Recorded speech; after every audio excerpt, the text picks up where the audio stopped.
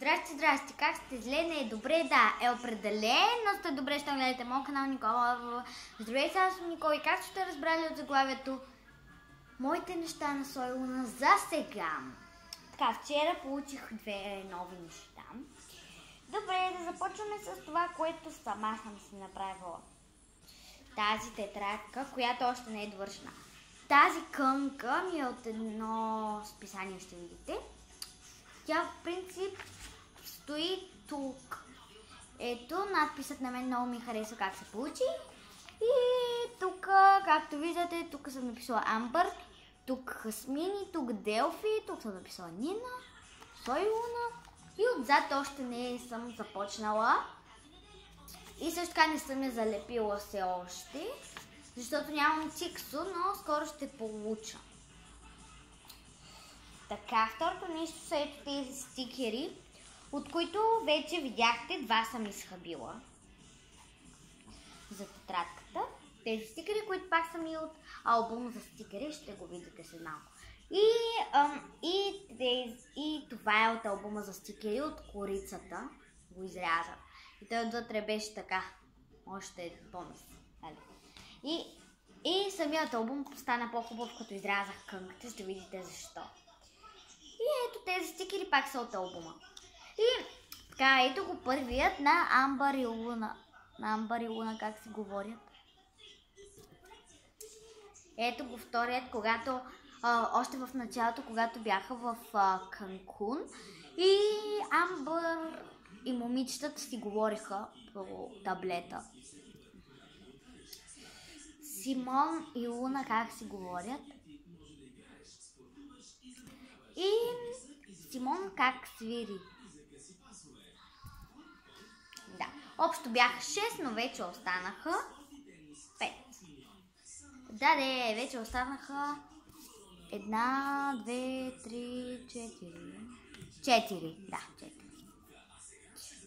Да, и така, другото нещо са тези неща, които са от стикерите. Ето, но тъй като имат надписа, ето го, изчакайте да видя, да, имат надписа, ето, да, и за това ги пазя, защото може надписът да ми потрябва и от тук да си го взема. Малко бледичко, но да започнем с нещата, които сте ги виждали вече, като, например, несератни на Сой Луна, шапката ми на Сой Луна и чантата ми на Сой Луна. Това не е с чантата и не е на Сой Луна, да знаете. Ако не сте ми гледали клипа, в който го показах, нова придобивка. Добре, да започнем другото нещо. Да започваме с албумът за стикери. С писанията. Ето го албумът отзад, ето го логото. И вижте как е. Ето тук пише нещо. Ако искате, можете да спрете на пауза и да си го прочетете. Да, ето е Луна, ето ги някои такива неща. И тук мога да си го изрежа, след като прочета, естествено. И ето как стана, след като отрязах кънката, тя беше тук горе. Сега тук горе е Луна. Иначе просто стана така, че тук има дупка, ето ги емотикончета, както ви казах. Това е албумът на... Тук пак Сой Луна, това мога да си го изрежа. Луна също мога да се изрежа. И така, ето е Луна, се впада точно където е и кънката. И така се получава после. Мога тук да си режа тези такива работи, тъй като този албум ще го ползвам за нещо друго, тъй като не знам, не ми се купуват стикери. Добре, да преминаваме към списанието, което албумът за стикери и списанието бяха в един комплект, който струваше 3,50. И тях заедно ги купихме. И да. Вчера ги купихме. Ето го списанието. То е приятели и смях. е списанието. Тук има зад кулисите най-добрите селфита. Това май е за следващия брой, който вече е излязъл. Ето го, зад кулисите вече излезе. Ето ексклюзивно интервю Карл Севиля на колела. Карл на колела.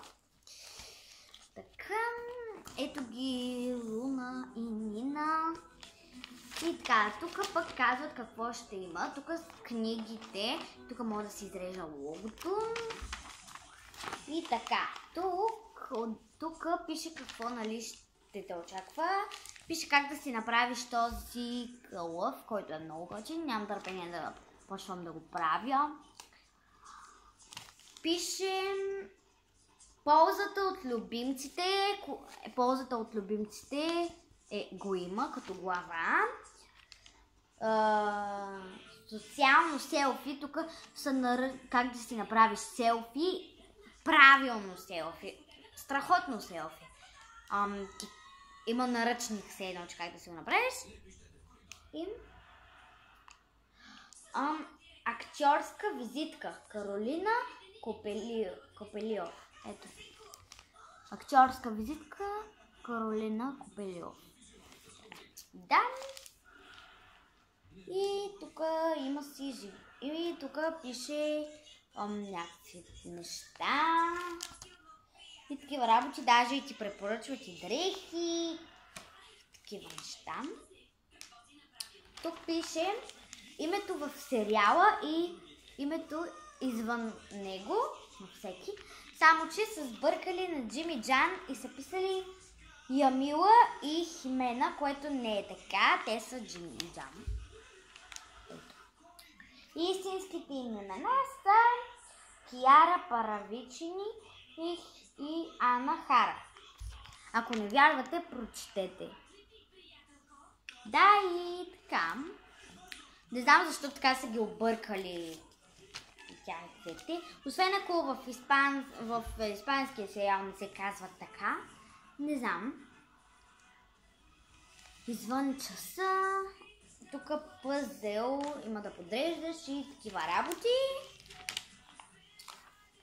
Тук има нещо за Карл Севиля майче.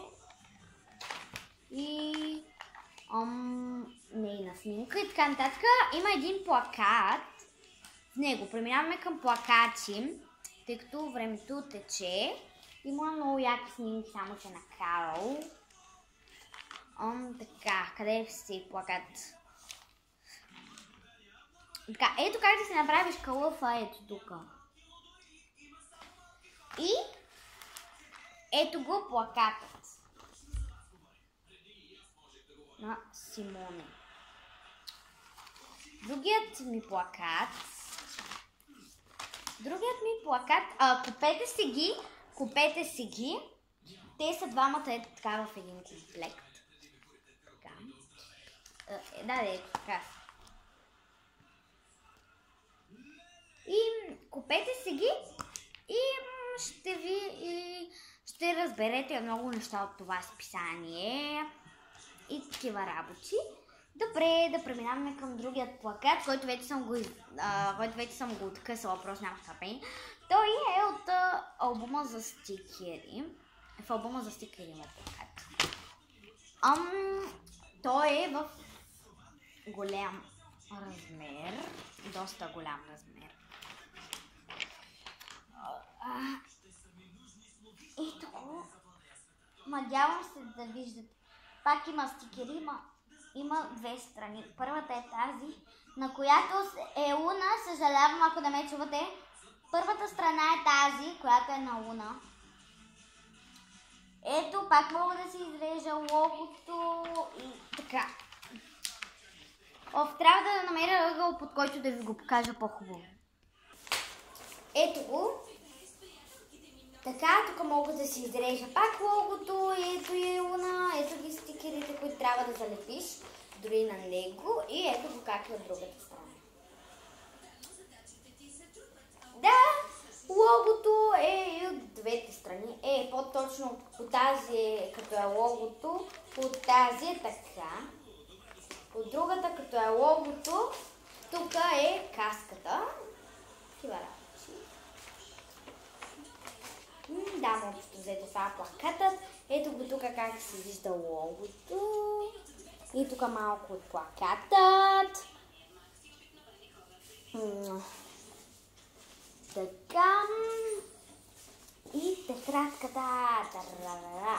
Аз отзад на тетрадката ще залепя един стикер само. И той ще е на Симон. Някъде ще бъде.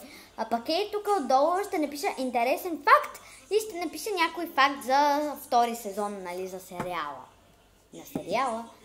И други неща ще си измислям. Двойки, примерно кой с кого е, кой с кого ще бъде и такива работи. Ще си записвам. Иначе много ми харесва как ми се получи логото и изобщо как ми се получи самата корица. Иначе е просто тетрадка на Милка. Точно така. Ето е как е отвътре, просто обикновени бели страници. Вие сте я виждали, но аз трябваше да ви покажа. И вчера да ви се похваля, не че искам да ви се похваля, си купих едно яйце и ми се падна това. Което някой, ако знае какво е, да ми пише в коментарите, защото аз определено не знам. Ето как беше, като го таковах, беше така. Просто имаше една връв, имаше едно оранжево, имаше това. Което тук е китарка, тук е така. Някой, ако знае какво е, да ми пише, защото аз не знам. Ето как да си го сглобите, ако ви се падне и такова. Просто го мушкате тук, това. Чакайте, че връвта падна. И хващате връвта, ето така. Ето така. С двете страни. Хващате. И мушкате връвчицата. Ето тези двечките ги мушкате. Тук. Тук през дупката. Ох. Да. И после ще ви се получи така, като ги мушнете и двете. Промушвате това през това и става така. И просто пускате и готово. Да. Както винаги излязох от темата на видеото. Обаче най-много ме кефат тия стикери. Изписанието, естествено. И да ви покажа малко повече за него, за списанието, че тогава се паникьосвах. Ето го. Не, че сега не трябва да се паникьосвам. Ето го, ще ви показвам страници, просто така ховани от мен. Да, тук има как да си направиш лак стил Сой Луна. Има такива дрехи, които са според стиловете на играчите. Естествено, за Симон са момчешки. А кое момче би си купил? Само да направите подарък. Кой момче би си купил това списание? Не знам. Който харесва Сой Луна. Ето и такива работи. Така. Отваряме една.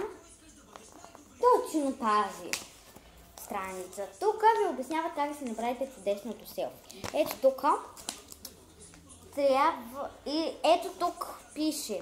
Ето тук пише. Искаш да направиш страхотното селфи.